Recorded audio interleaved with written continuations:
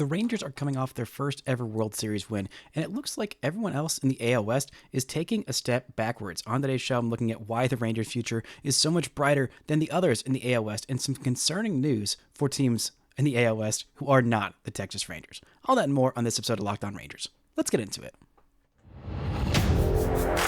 You are Locked On Rangers, your daily Texas Rangers podcast. Part of the Locked On Podcast Network, your team every day.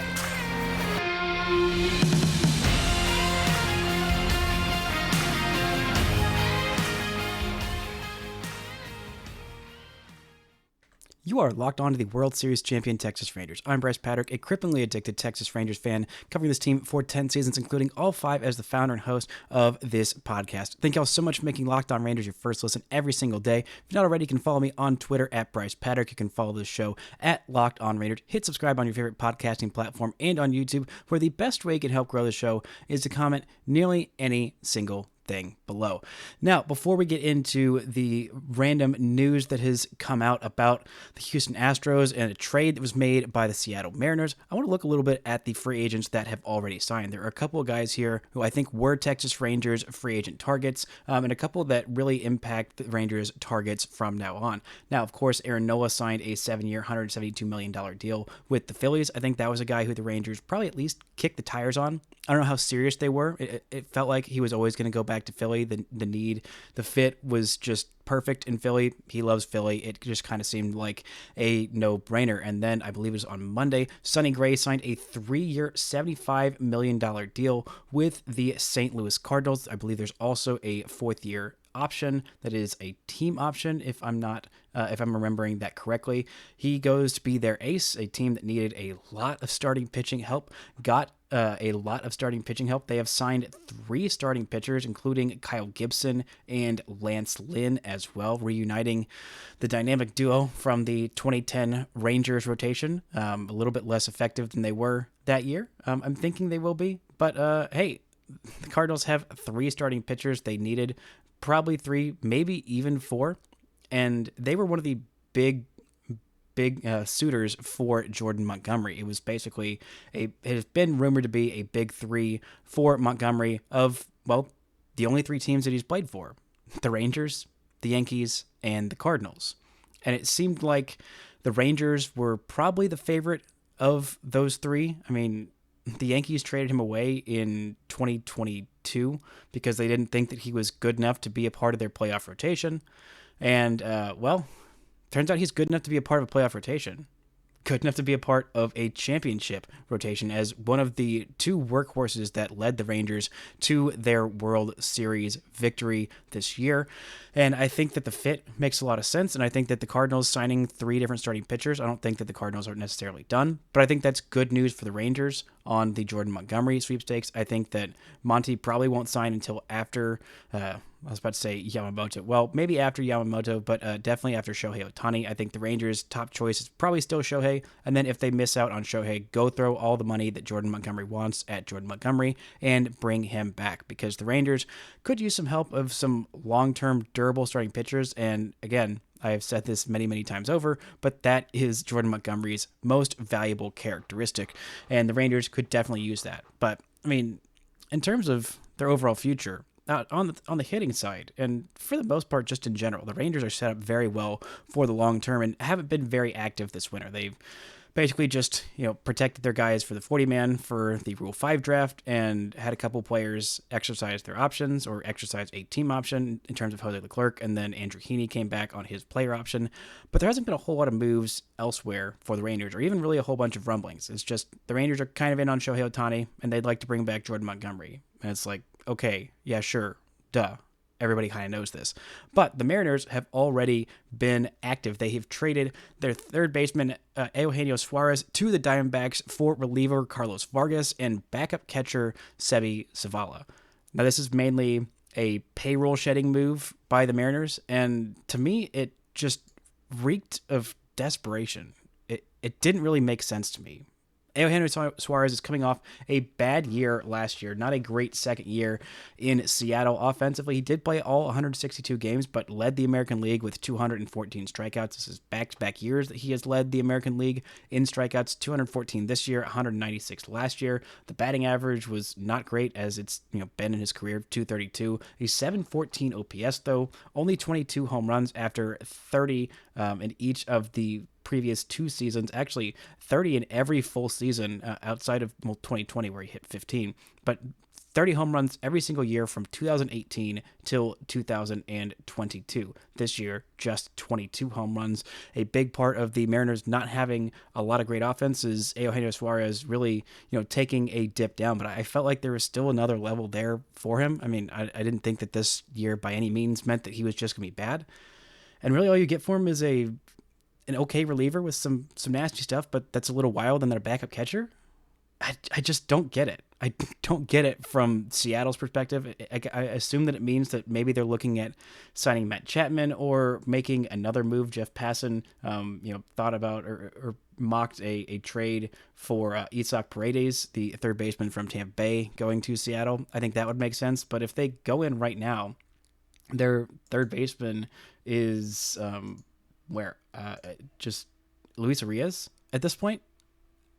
That's not great. It's not great for a team that needs a lot of offense. A team that, their offense was, as I've said many times, it's Julio Rodriguez and friends.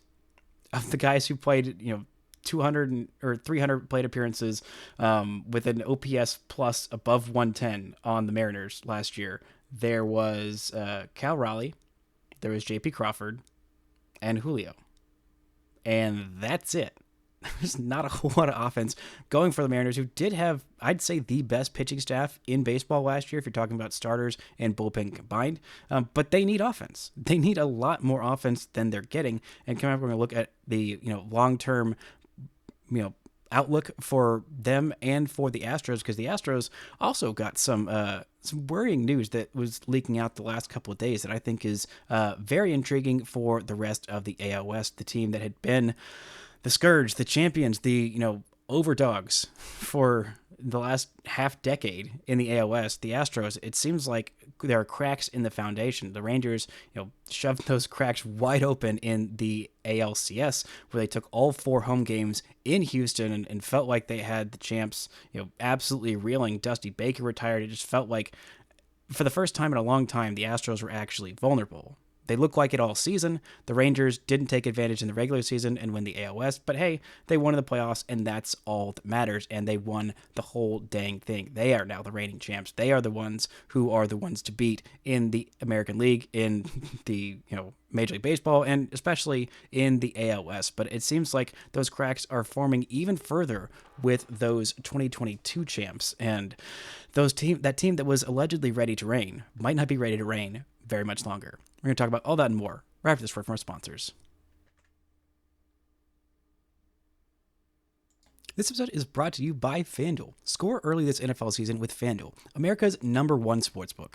Right now, new customers can get $150 in bonus bets with any winning $5 moneyline bet. That's $150 if your team wins. If you've been thinking about joining FanDuel, there is no better time to get in on the action. The app is so easy to use. There's a wide range of betting options, including spreads, player props, over-unders, and more. If you want to bet on the Rangers' future and look at them as going back-to-back as World Series champs, I'm sure there are decent odds at that. If you wanted to look at the Rangers' odds to win the AL West next year, I'm sure there's maybe some preemptive odds on that, or maybe even some odds on where Shohei Ohtani signs as well. So if you want to get in on the action, go visit FanDuel.com/lockedon and kick off the NFL season. FanDuel, official partner of the NFL.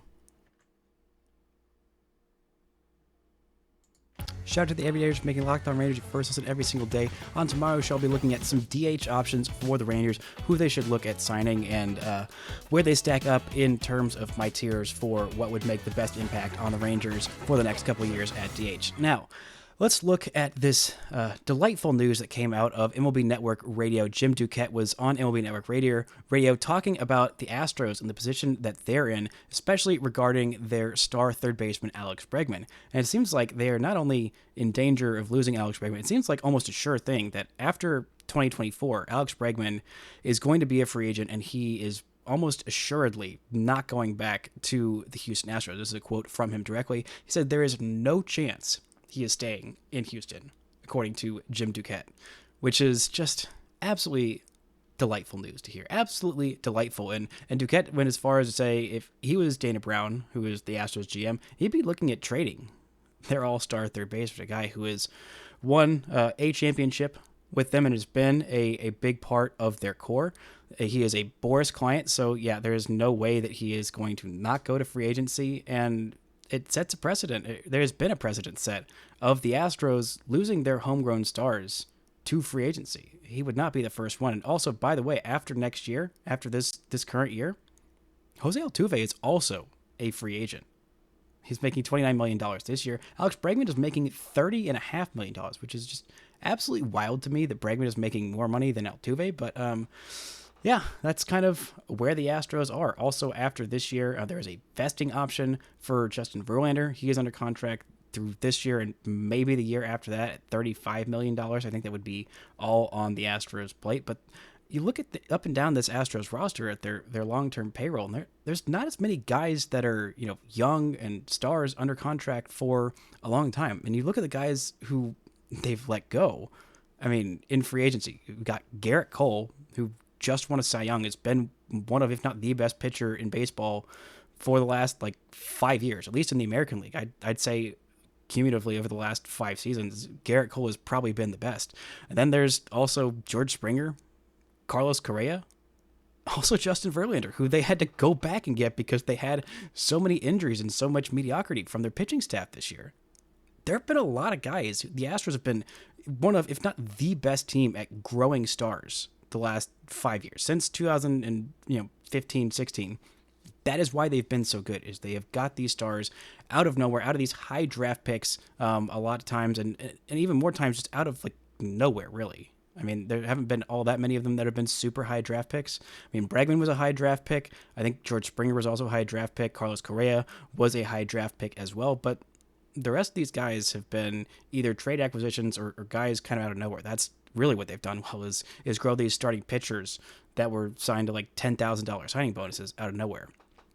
But they've also let a lot of these guys walk in free agency. And the guys who they have chosen to sign long-term haven't really worked out all that well. I mean, here's the Astros extensions, or re-signings in one of these cases, the last 3 seasons. They signed Yordan Alvarez to a 6-year, $115 million deal. This was the first year of that deal. That's looking pretty good on the Astros part of signing Yordan, but again, there are so many injury concerns. That's why he didn't get more money because he's injured half the time. When he's on the field, he is the Jacob deGrom of hitters. When he's on the field, he's absolutely incredible, but he's not always on the field as much as you would like. Then they had Lance McCullers Jr., who signed to a 5-year, $85 million extension. There are 3 years left on that deal, and in the 2 years that he's been on that deal, making about, I think, $17.5 million per year, he's only pitched 47 2/3 innings. That was all in the first year of that deal. He did not pitch at all this year. It's kind of easy to forget about him because he's barely pitched the last 2 years, and he's still got 3 years left on that deal.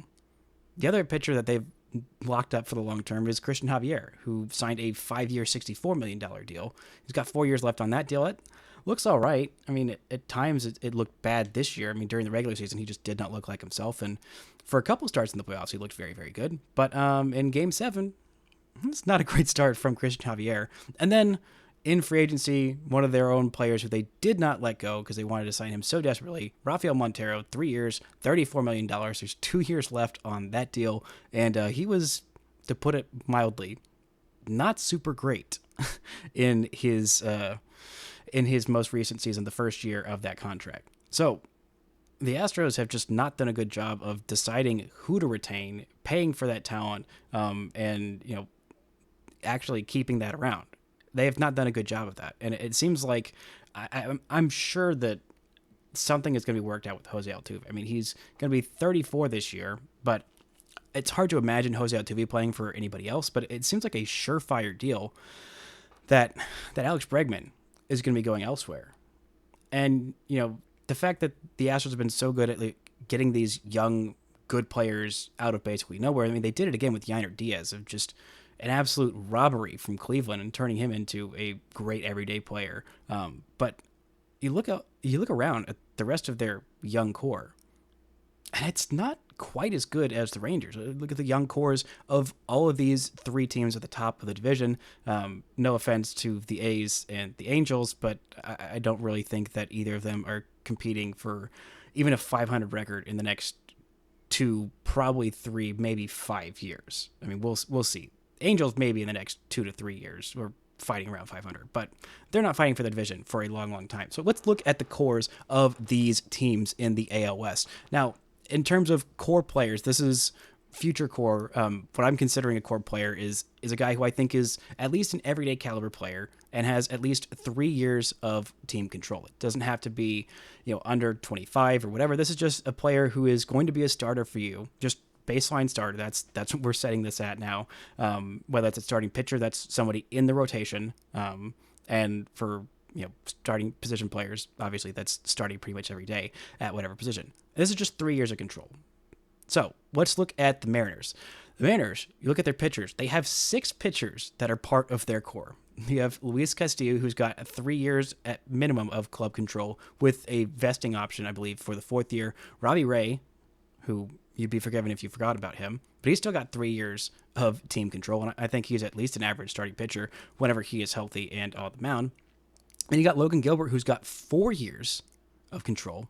George Kirby, who's got 5 years of control. And then you have Bryce Miller and Brian Wu, who both have 6 years of control.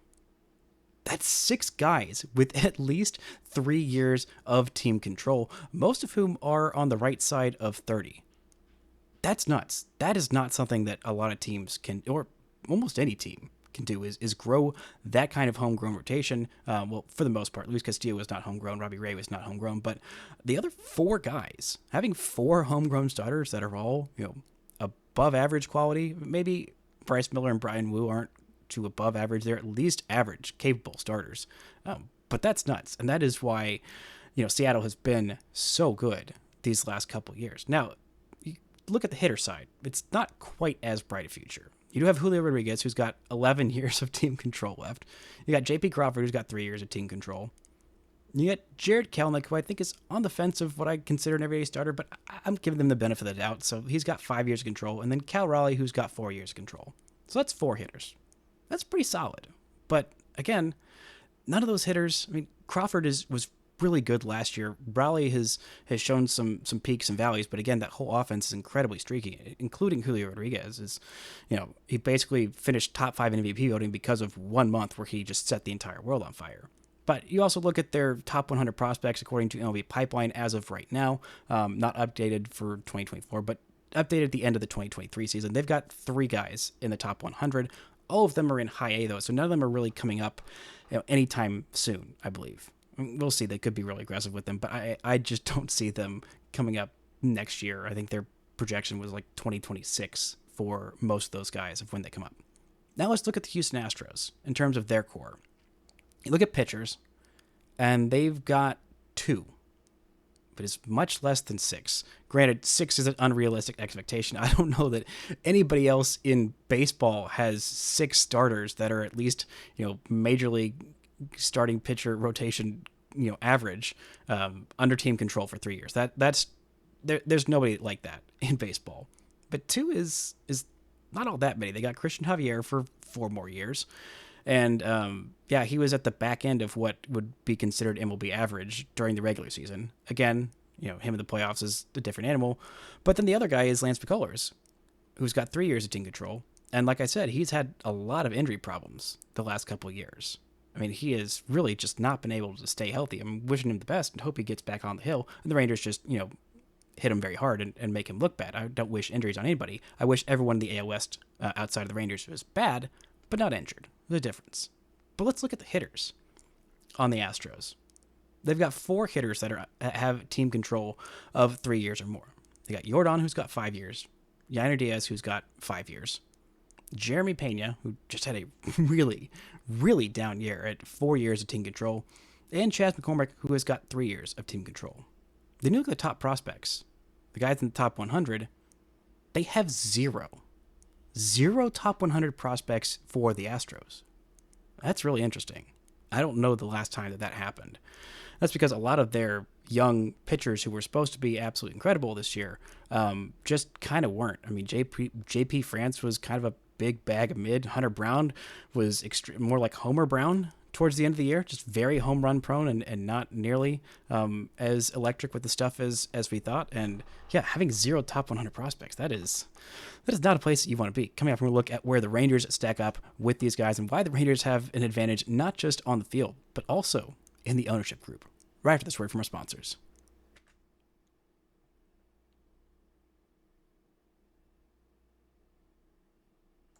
Shout out to the Everydayers for making Locked On Rangers your first listen every single day.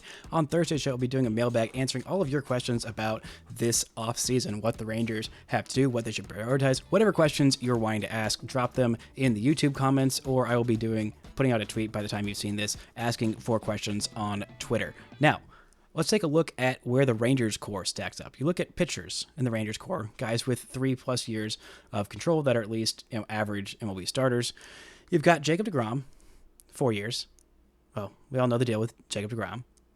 Pretty good guy to have under contract, but again, you would like him to be a little healthier. Whatever. We know the deal. And then Dane Dunning, who's got 3 years of control. That's not ideal either. It's really not ideal. It's not that much better than where the Astros are at, except obviously when Jacob deGrom is healthy, he is better than Lance McCullers Jr., but he is not going to be pitching until probably at least August this year. We'll see whenever he gets back and what he looks like whenever he gets back. And Dane Dunning is fine, solid, hero of the regular season for the Rangers, but not exactly top-end guy. But then let's look at hitters. The Rangers have 9 hitters that fall into this core group of guys who could be everyday starters on a decent big league team and have at least 3 years of control. You got Corey Seager, who's got 8 more seasons of team control. Amazing. Evan Carter, who's got 6 more seasons. Marcus Semien, 5 more seasons. Josh Young, 5 more seasons. Ezekiel Duran, 5 more seasons. Leo Taveras, 4 more seasons. Adolis Garcia, Jonah Heim, Nathaniel Lowe, all of them 3 more seasons of team control. That's 9 guys. That's an entire lineup of team control for 3 more years at least. At least. 6 of those guys have 4 more years of control, and 5 of them have a half decade of control or more.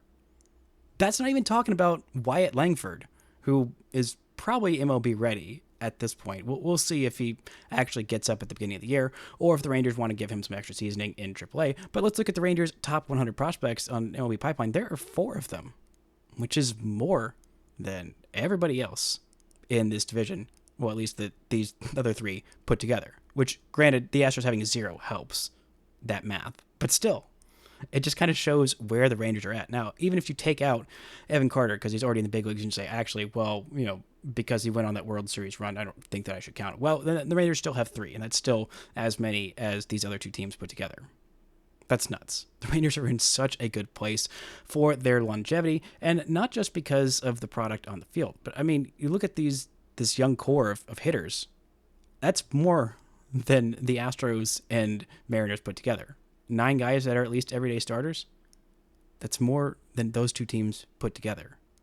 Again, that's still not even counting Wyatt Langford, which is absolutely bonkers of how good this team has done at getting these young, controllable, or just old and controllable under big free agent contract hitters. Either way, it works. And the Rangers have been a team that is willing to spend money in free agency and spending it well because, the Astros keep talking about how, the Rangers spent so much money. Well, as of right now, the Houston Astros, for the 2024 season, have a higher payroll than the Texas Rangers. Just in case you forgot that. $800,000. It's not that big a deal. And the Rangers will probably spend more this offseason than the Astros will. But still, for right now, it's a fun little note to throw in there.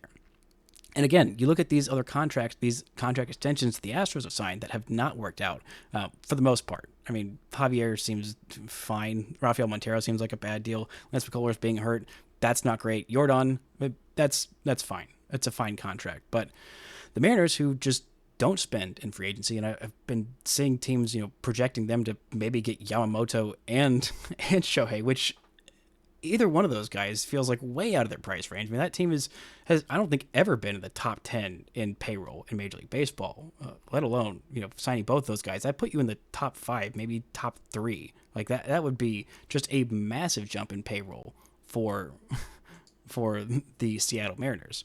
But again, the Astros have also been willing to spend money, which is good. Teams should want to spend money, and especially if you're winning a whole lot, then your owner should not be, cheap and refuse to spend money and just say, "Oh, I'm just going to pocket all this and buy myself a new yacht." And that's actually better for you, the fan of my team, than me spending money on a good player. That's not how it should work. It just shouldn't work that way. But the last couple of years, the ownership of the Texas Rangers and the owner of the Houston Astros have gone in kind of reverse directions, in that the Rangers owner has decided to spend money and be hands off and say, okay, I trust my GM, I trust my front office, I trust, the team that I've put together to go make smarter baseball decisions than I am, because I am smart at making money, being a billionaire, doing business things, and I pay them to be smart at making baseball decisions. Whereas Jim Crane of the Astros has been a lot more hands-on in the decisions of who to sign, what kind of, free agents to have, and even the GM search. For a while, they did not have a GM. Coming off a world championship, they've fired or let their GM go, and just didn't have a GM for most of the offseason. And that Rafael Montero deal is kind of like a no one era deal, when he was the moves that Nolan Ryan was making in charge of the Rangers. It was like, the Lance Berkman deal. That was the kind of deal that no one made, as opposed to JD. So if you're still in the no one versus JD camp, please, I don't know what you're doing here. I don't know what you're doing in general. But like, that's what happens when ownership and guys who are not, actual front office guys are in there making decisions. And, letting Verlander go, letting Correa go, letting all these other guys go has been kind of Jim Crane's thing, and not spending money to retain some of the young players. I mean, they talked for the longest time about wanting to retain their young, great players, and they've got a few of those. I mean, they've got Framber Valdez, they've got Kyle Tucker, who are both under contract for 2 more years, but neither of them have signed extensions. Neither of them have. They haven't signed Brian Abreu to an extension. Maybe it's because of that two-game suspension that he's going to get next year, which is going to be really funny to watch. They haven't signed Jeremy Pena to any extension at all, but granted, he's still pre-arbitration, so like it feels premature doing that as well. They haven't signed, their star, Jose Altuve, to any contract extension. He's going to be a free agent after this year. That feels kind of nuts to me. It feels absolutely nuts to me. And it feels like it's going to continue going that way of, letting Jim Crane do whatever Jim Crane wants to do, because he's the owner and that's what happens. And that is where teams get into, scary bad situations. It's kind of what happened with the Dallas Cowboys. They had a great organization in prime position to be great for a long, long time. But in comes this boisterous owner who wants to make it all about him, wants to make all the decisions. And we see where it has gone from there with old Jerry Jones, and how he has driven the Cowboys into a mire of mediocrity for most of my lifetime. And I'm nearly 30 years old. So I'm hoping that's what happens with the Astros, and Jim Crane goes the Jerry Jones route and wants to be all hands-on and make everything about him and make all decisions, as opposed to letting the very smart baseball people who built a team that was the scourge of baseball, that was so incredibly good and such a well-oiled machine of player development, talent acquisition, into the ground. That would be great. I would love that. And the Mariners are just not going to be able to spend to be at the top end of the markets. It's always hard for them to get free agents, and they play in a very pitcher-friendly park, so they're going to have to make some very shrewd trades to improve that offense, which is still not great. Still the best pitching staff in baseball, I'd say, next year, unless it would take a lot for anybody to supplant them, in my mind, of having a better bullpen and starting rotation combined than the Mariners next year.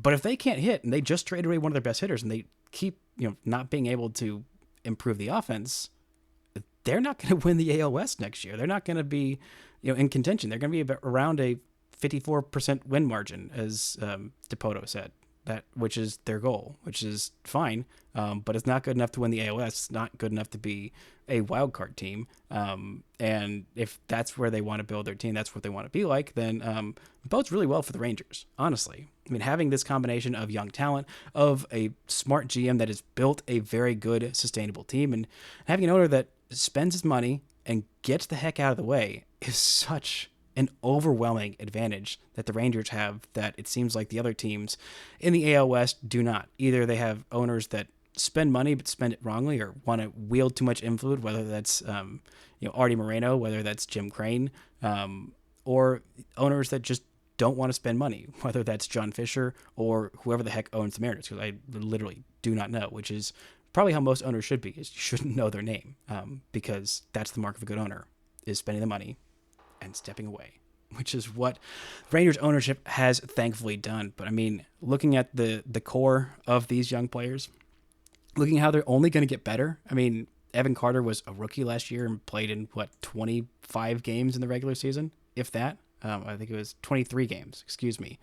Then you have, Leote, who's still coming into his own, Josh Young, who was a rookie last year, Nathaniel Lowe, who had a down season, Jonah Heim, his first All-Star season, Adolis Garcia, finding his stride as well. I mean, the sky is the freaking limit for the Texas Rangers. I mean, not to mention whoever they sign in free agency, whether it's Shohei, whether it's Jordan Montgomery, whether it's, I don't know, just Josh Hader and, Lucas Giolito. Like, this team is set up so incredibly well for the long haul, and especially when you look at the other teams in the ALS that are absolutely floundering right now, which is just chef's kiss, absolutely delightful.